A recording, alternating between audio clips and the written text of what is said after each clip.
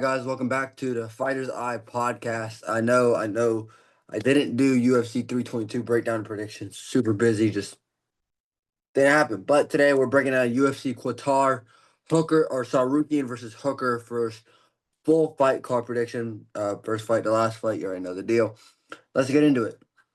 Denzel Friedman versus Markic Bugia. Bujulio. I don't know, bro. I don't know how to say your last name. But I'm gonna go with Markic Bujilio. 6-0. He's 32. Denzel Freeman is 34 and he's 6-1. He's gonna come in here probably with a weight advantage. I know he usually weighs, upward towards the 260s, and Bujilio weighs in the 230, 240s on weigh-in day. It says 240.5 was his last weigh-in weight. Yeah, not too much on this one. They're both wrestlers. Bujulio, I believe, I know he's all finishes. I believe they're all in the first round. First round, first round, first round, first. Yep. All in the first round, 3 submissions and 3 TKOs. So I think he'll get this one done probably by I don't know, by finishing round 1 or 2. I know he has pretty good wrestling. Denzel Freeman, jeez. Denzel doesn't. I keep mixing his first and his last name. Denzel has pretty good wrestling too. He's not bad. 6-1. I believe he has 5 finishes and 1 decision. If I'm not mistaken. Yeah, he is mostly knockouts. So he's mostly a knockout artist. Oh, he's. Oh, okay. I was gonna say, but he had 3 fights canceled in a row, and now he's on a 2-fight winning streak. One by submission, one by TKO. So I guess that's impressive. But yeah, it looks like he was a main event on his last fight. But yeah, I'll go. I don't know. I don't know these two, to be honest. I know Freeman, I believe, fought on the PFL for one of his fights, but I'll just go Bujulio by TKO round 1 or 2. Don't really care. Next fight, Nikolaus Dalby versus Saiz Sejit. I'm not even gonna try. I don't even know how to fuck to say your last name. Iz Izega, wait, Izega Kamaev. Izega Kamaev. I don't know. Yeah, this is gonna be a good one. This is gonna be a good scrap. Saigig Agzigmagayev. I feel like I really killed your name there, but I'm sorry. He's part of Team Khabib. Islam Makhachev, Umar Khabib, Usman Nurmagomedov, all those guys. He's part of that team. 22-2. I believe he was fighting in one championship. If I'm not believing, yeah, he was fighting in one championship, and then he just got a submission win on Karate Combat. So I think that's cool. But 22-2, 5-fight win streak. He's fighting Nicholas Dalby, dude. A dude that is really good, has beaten some good names. I know he's coming off a really bad KO loss to Randy Brown, who just got KO'd by Gabriel Bonfim, and Nicholas Dalby TKO'd Gabriel Bonfim. Weird how MMA works. But he's on a 2-fight losing streak. He lost to Renat Fakhretdinov in a fight he arguably could have won, but he got the split decision loss, and then he just got knocked out by Randy Brown back in April.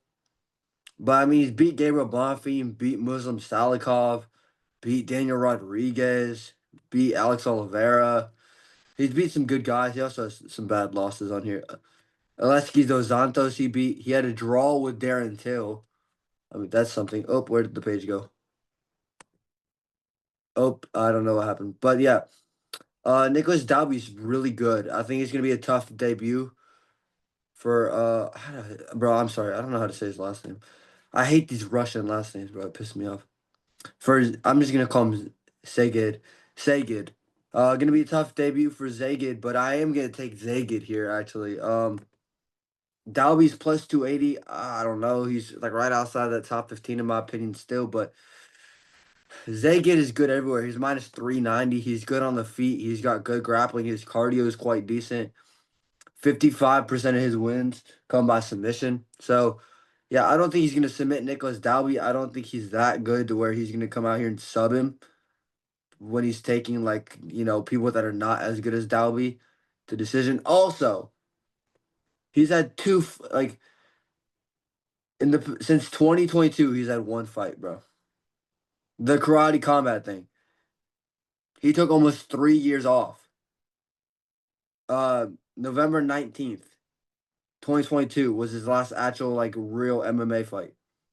This fight card is on November 22nd.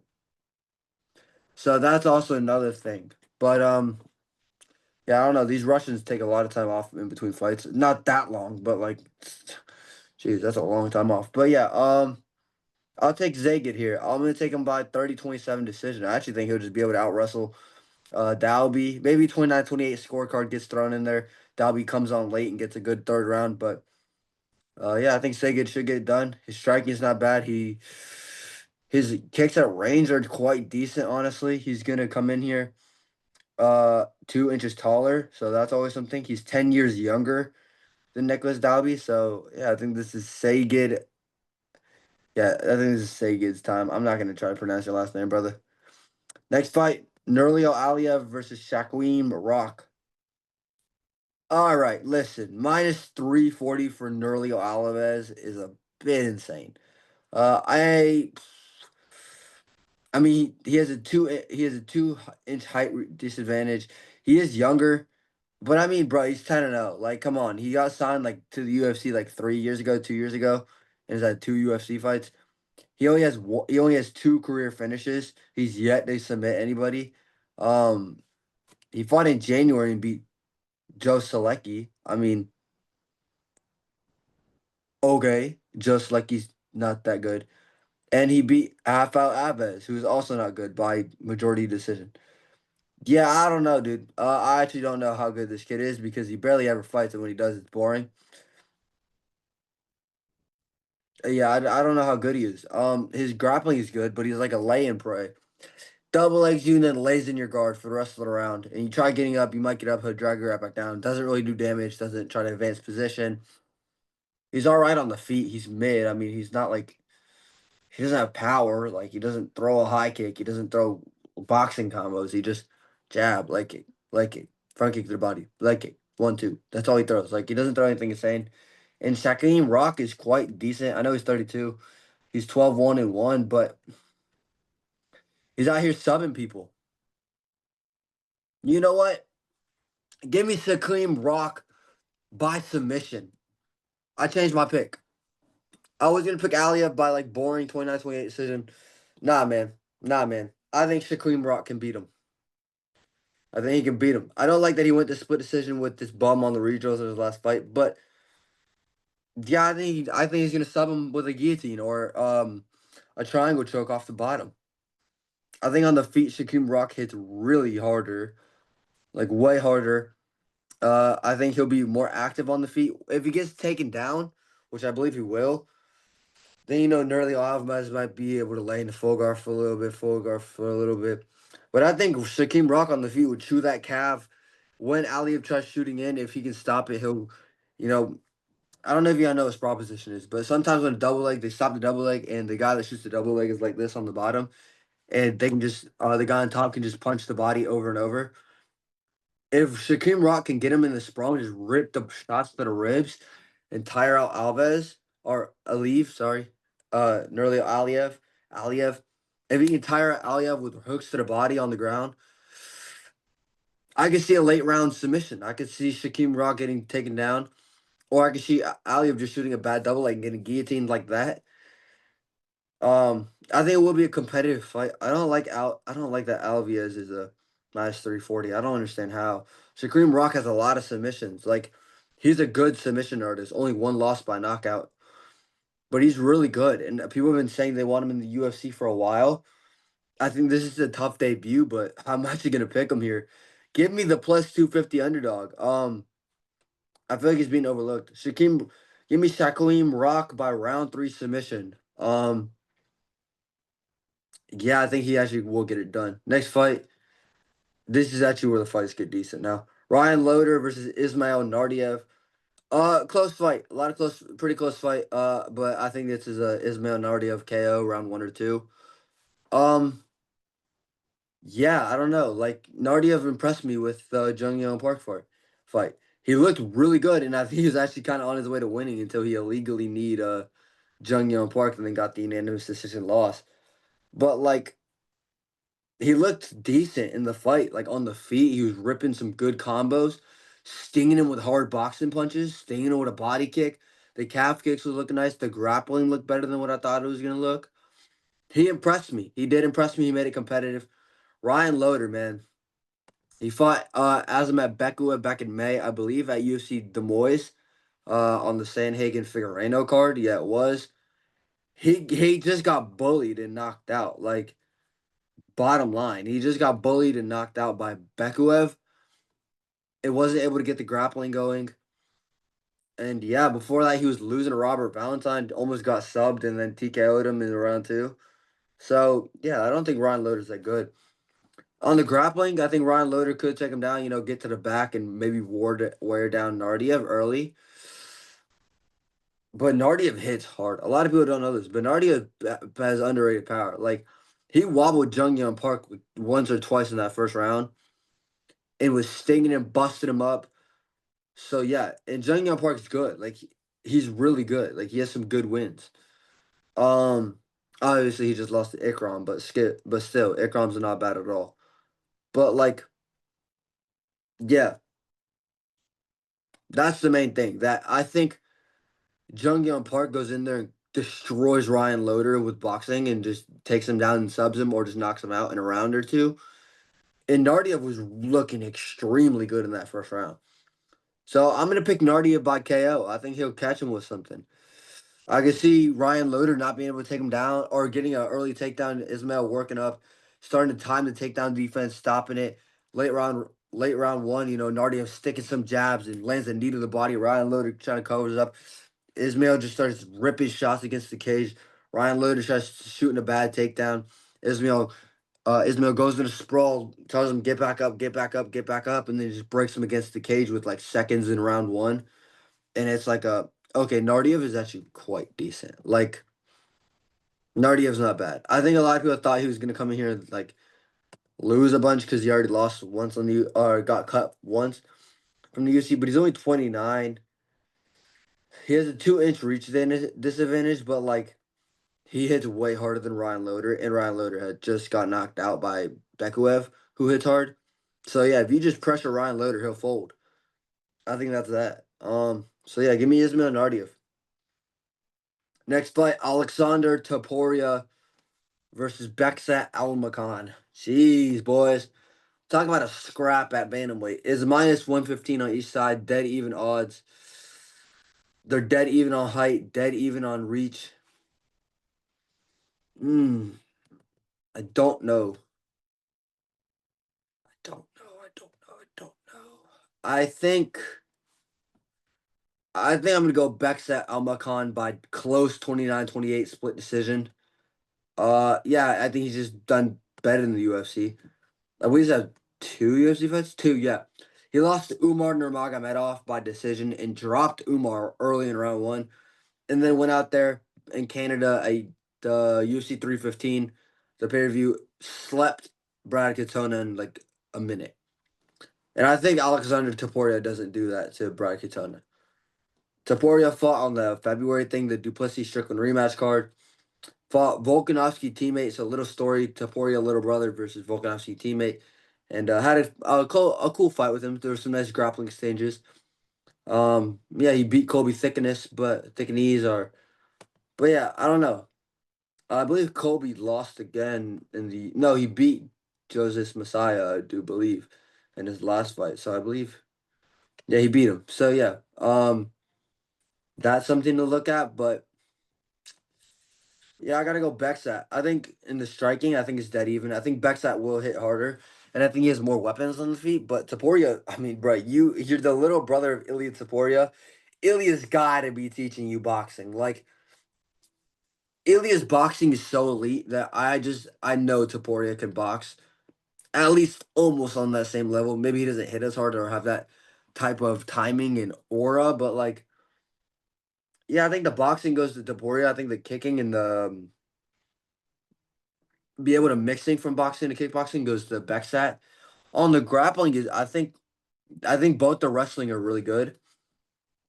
I think this will be a really good fight. But I think Backside will just be more active on the feet with calf kicks and front kicks to the body. Tapore's gonna try stepping in. He'll eat his like Backside could time a jab into a straight on the chin. Maybe Tapore's able to slip it up, land some hooks up in close. In the clinch, Backside has good knees. So does Taporia.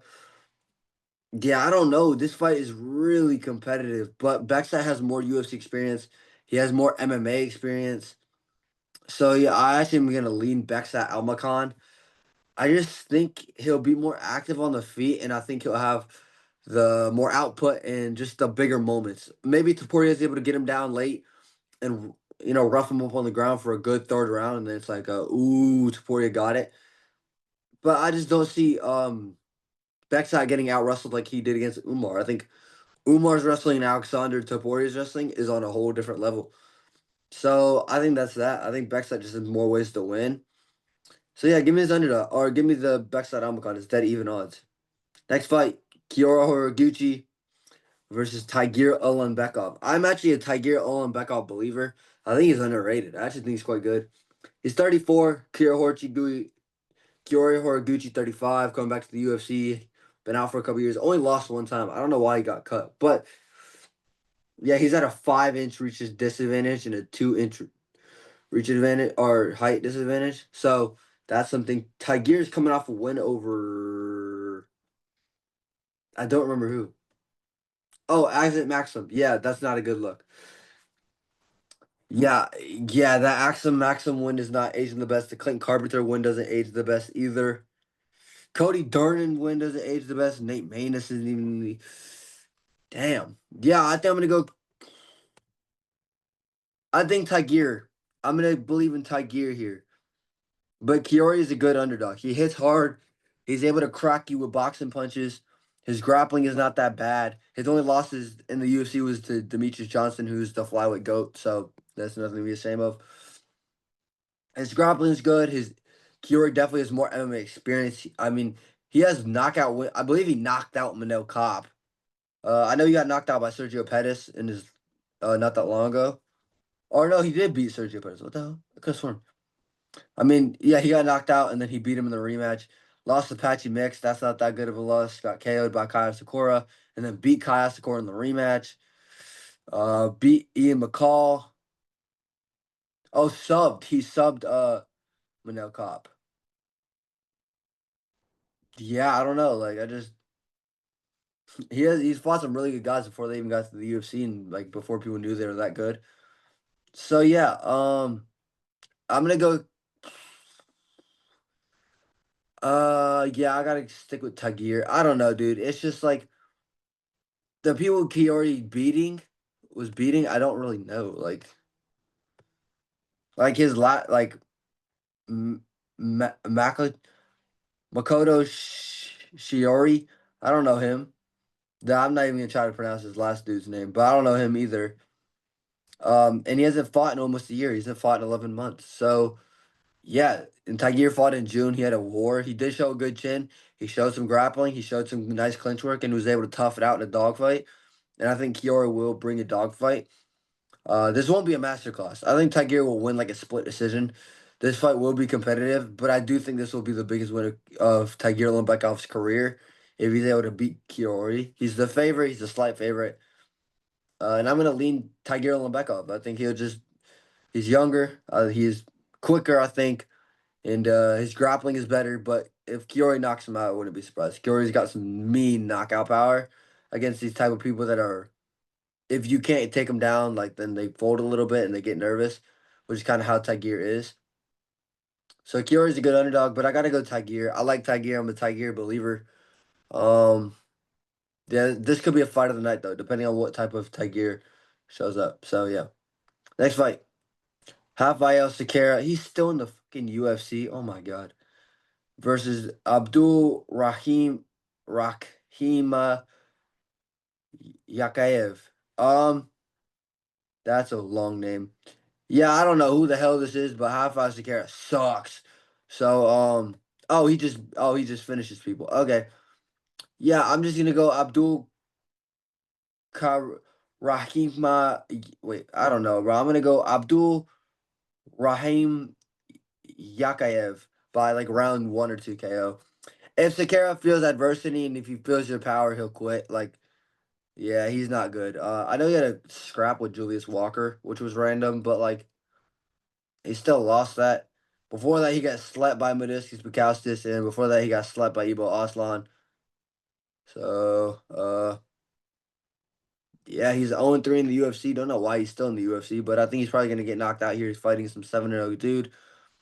From I forget where it is, but from where Ibo Aslan's from.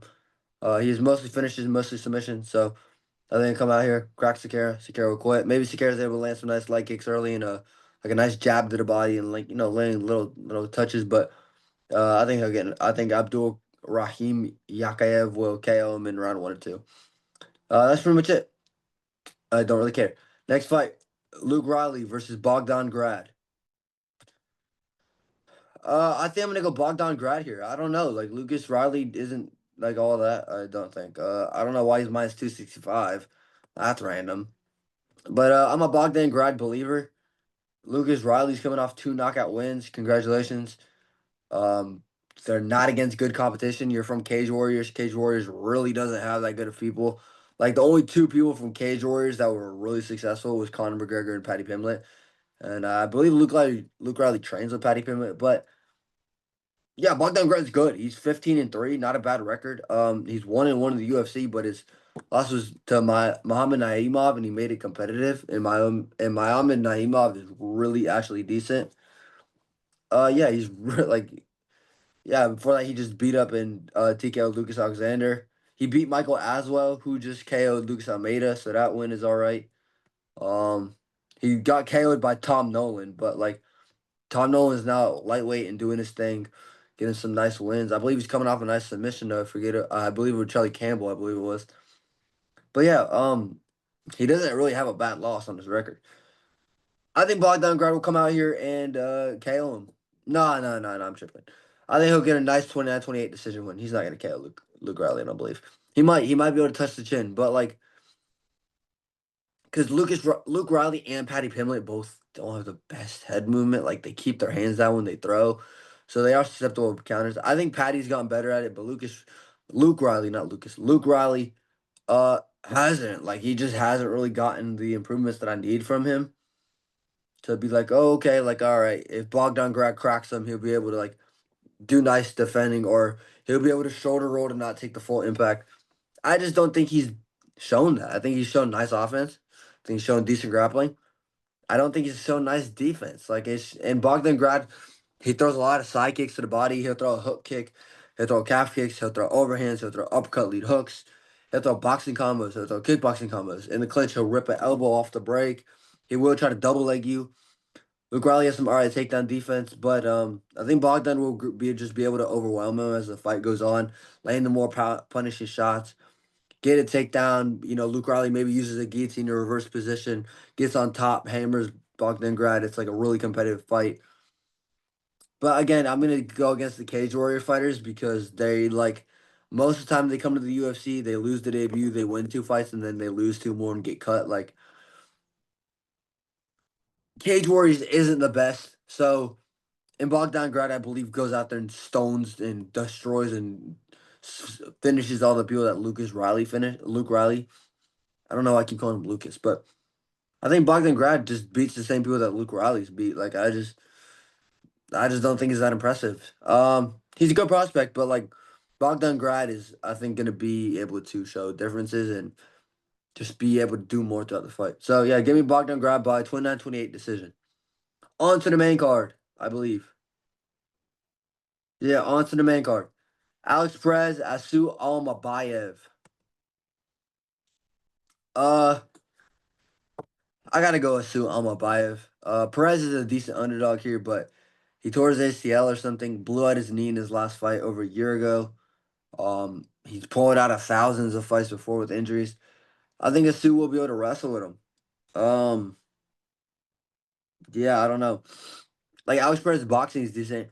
He actually has a really good guillotine. I don't know if y'all remember that. Perez has a decent guillotine. He KO'd Mateus Nicolau in the main event over a year ago. He had a competitive fight with Muhammad Makayev, but like he didn't win, obviously. But like Injury after injury after injury, pull out, fight, pull out, pull out, pull out, fight, pull out, pull out, pull out.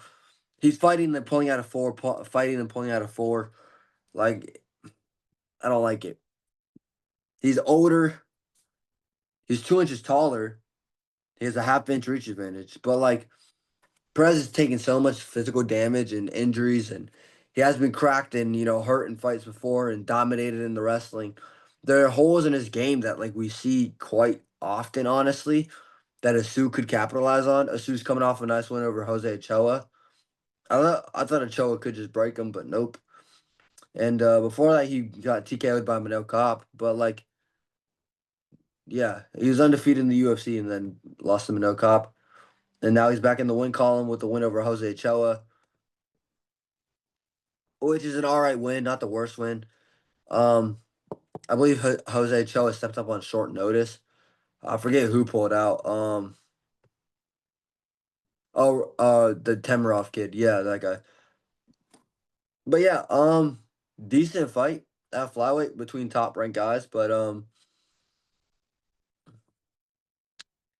I don't know. Maybe Alex Perez can chew up that calf early and stop takedowns of Sue and win like a crafty vet comeback win after a tough first round. But I just don't see. I think the injuries have built up too much, and I actually think after this win or lose, Alex Perez should just retire. He doesn't need any more injuries. He's almost 34. Not the best, especially after a knee injury.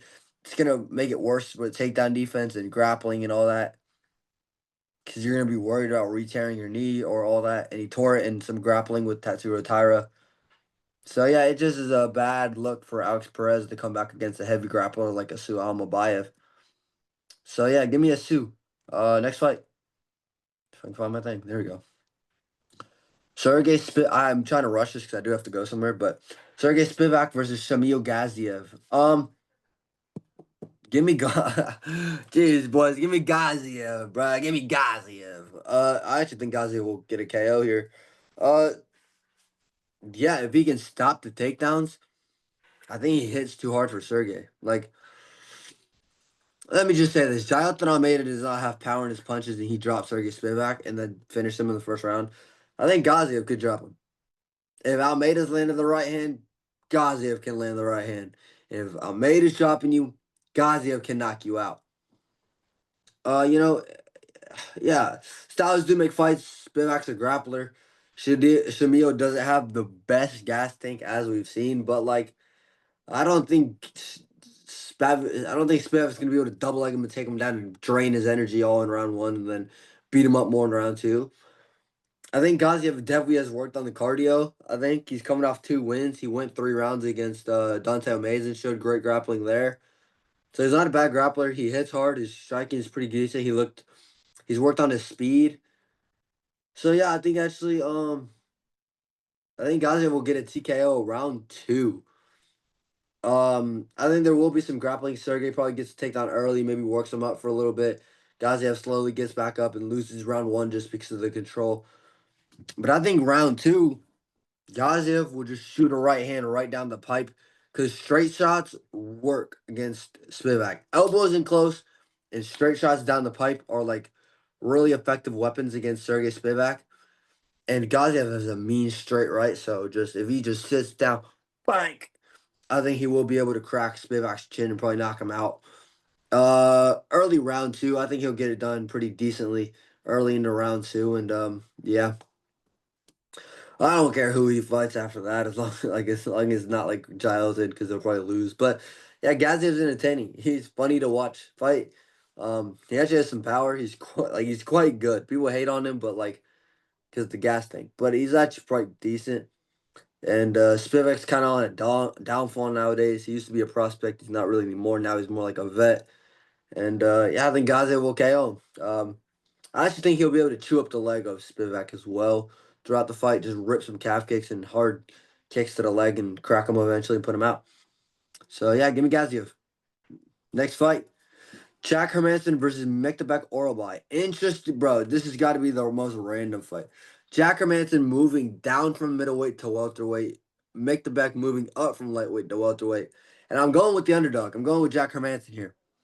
I think he'll be too physical, man. I know Miktabek, his debut, he fought at welterweight, beat Euros Medic, subbed him, which is actually aged quite decently. But Jack Hermanson fought Jared Cannonier. He's fought Gregory Rodriguez. He's fought Joe Pyfer, Roman Dolidze, Chris Curtis. Where did my thing go? Sean Strickland. He had a wrestling thing with Hamzat Chimaev, Marvin Vittori, Kelvin Gastelum, Gerald Mearshart, like Jacare Souza, Thiago Santos, Cesar Ferreira. The list goes on and on and on and on and on. He's fought really good guys, and like Beck is coming off a win, I believe. Yeah, he is. I forget against who. Oh, against the Tuquif Musaev guy. But yeah, he lost to Mateus Rebecki. That's not aging too well. Rebecki has lost his next two. Beat Elvis Brenner. Yeah, that's an all right win. I think his best win, honestly, is probably I don't even know. Probably Euros Medic, just because. Yeah, I don't know. But yeah, I don't know. He is pretty physical. He's a pretty physical grappler. Hermanson is also a pretty good grappler, but Hermanson has some all right kicks. Like, yeah, I think he could rip some kicks at a body. He's 3 inches taller. He has a 3.5 inch reach advantage. Obviously, he's a decade older. Make the back's 27. He looks like he's 45, but he's 27. Hermanson's 37. Make the back's a 2-1 favorite, which I don't know why he's a 2-1. Like, come on. I understand Hermanson did get slapped pretty badly in his last one by Gregory Rodriguez, but that's Gregory Rodriguez. Make the back's not going to go out there and chin him out cold with one shot.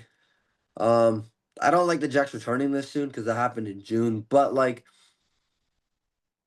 I don't know. I think Hermanson will get a crafty win here. I think the grappling, he'll be able to stop Make the Bucks grappling or be competitive with it.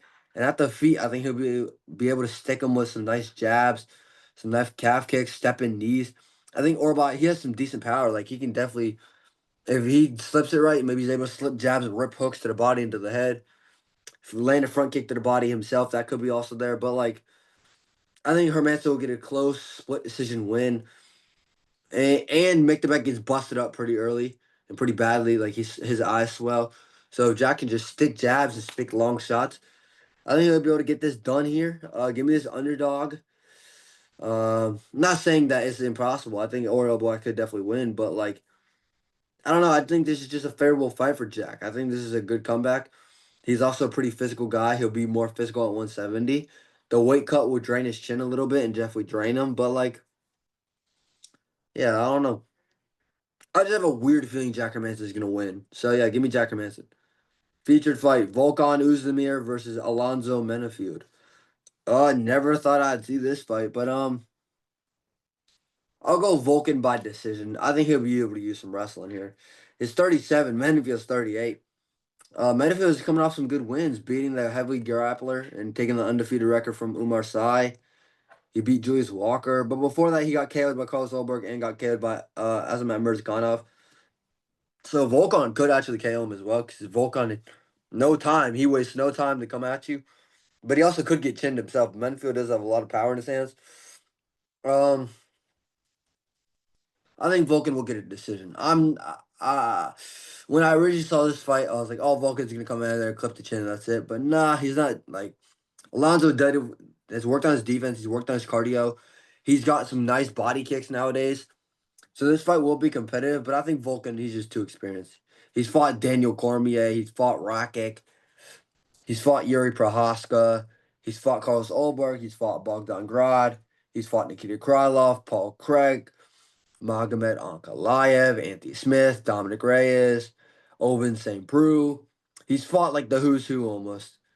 And he's a former title challenger. He's been in some 5 round fights, I do believe. Well, yeah, he's fought DC in a 5 round fight. Obviously, he got dominated, but still, that's DC.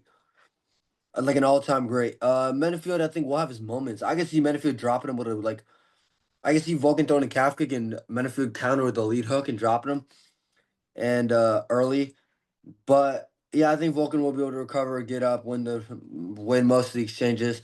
Jab head, jab body, front kick to the body.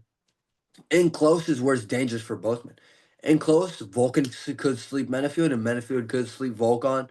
Whoever lands first. It's honestly in close, but Yeah, I just can't see a way Menifield beats Volkan Oezdemir. I know Volkan just hasn't fought in over a year.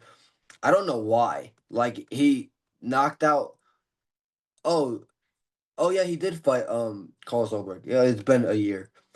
I forgot, but I was about to say. But yeah, he was on a 2-fight win streak. Submitted Bogdan Guskov, which is a good win, and then lost a close fight to Carl Solberg. Menifield got knocked out by Oberg in 12 seconds. So that's also another thing. Yeah, and I just think Volkan still is not like that old. Like I don't think he's that like I don't think he's that washed. I think he can still come out here and win some good fights. So yeah, give me Volkan Oezdemir. Co-main event: Bilal Muhammad versus Ian Gary.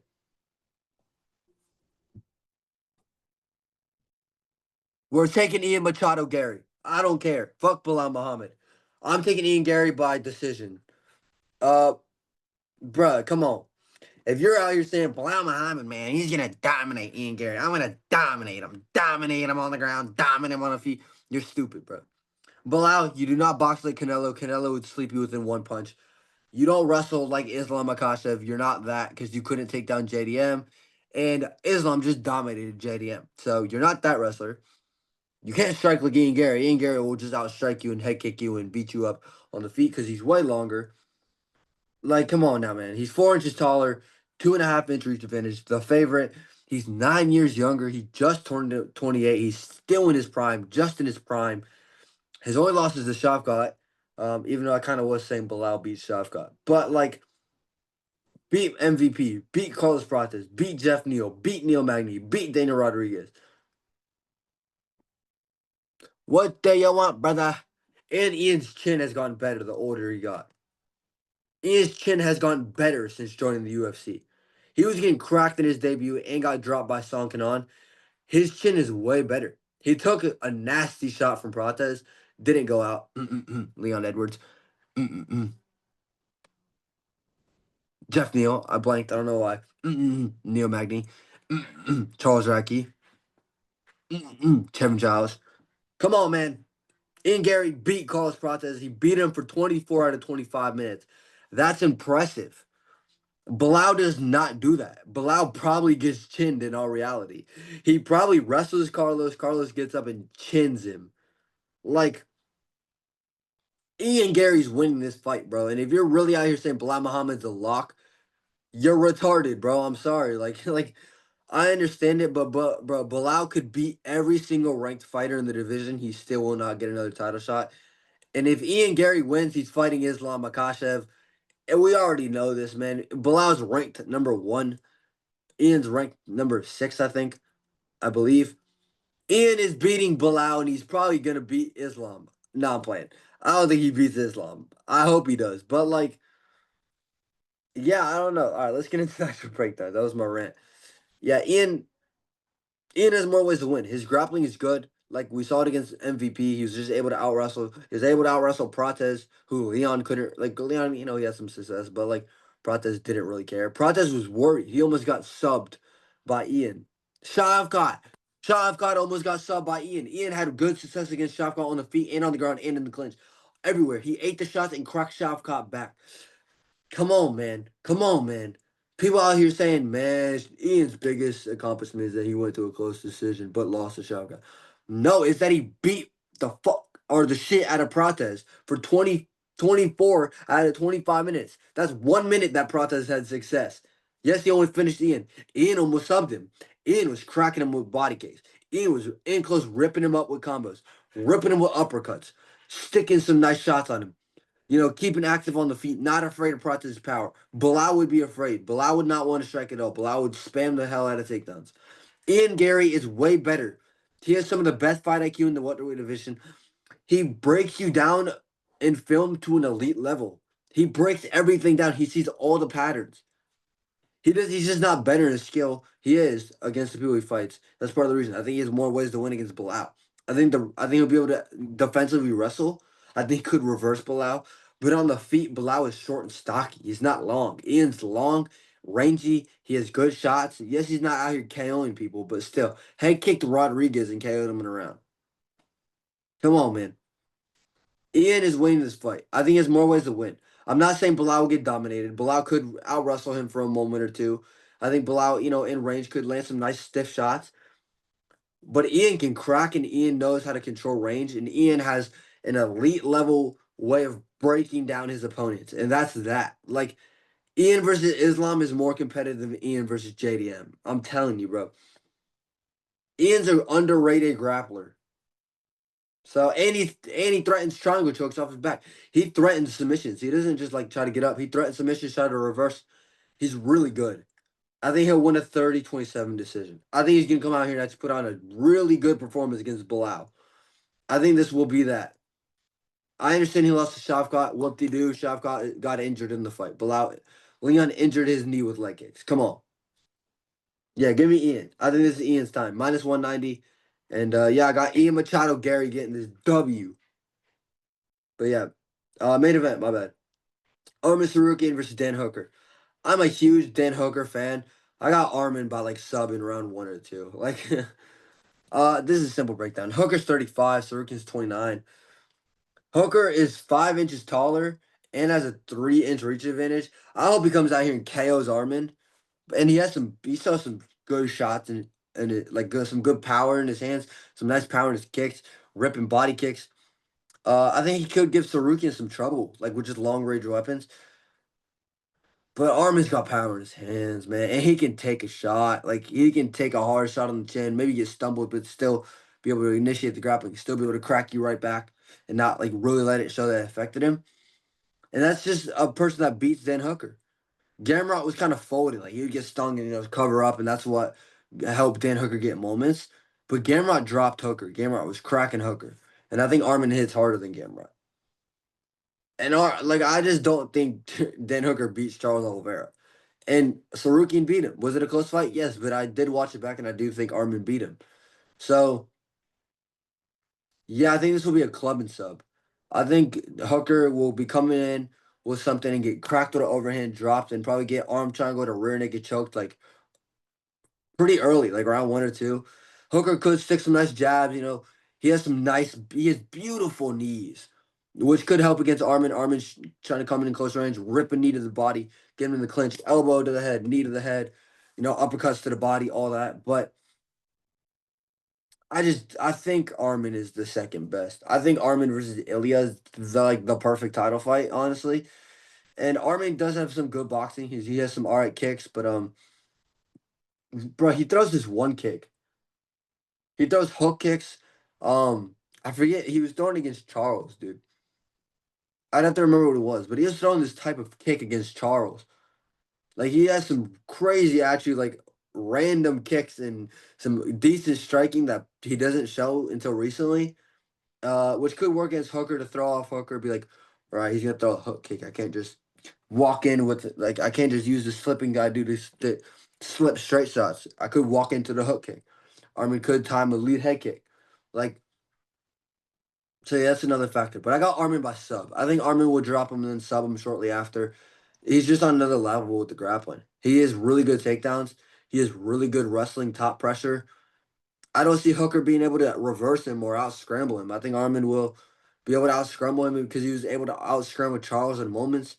I don't have too much of a breakdown. I think this is a pretty simple fight. I do hope Dan Hooker knocks him out. I love Dan Hooker. I'd love to see, bro. My dream fight at lightweight is literally Ilya versus Dan Hooker, but this is Armin Tsarukyan's time. I think he'll rear naked choke him. I'll say rear naked choke round 1 or 2 after a fun little scrap on the feet, but Dan gets dropped and then subs. So yeah, main event. Give me Armin Tsarukyan by submission early on. But I appreciate y'all watching. That was my UFC Qatar Tsarukyan versus Hooker full fight card breakdown predictions from prelims and main event.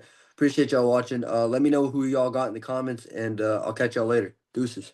My whole count raising hell. My young nigga Lil folk poked you in that.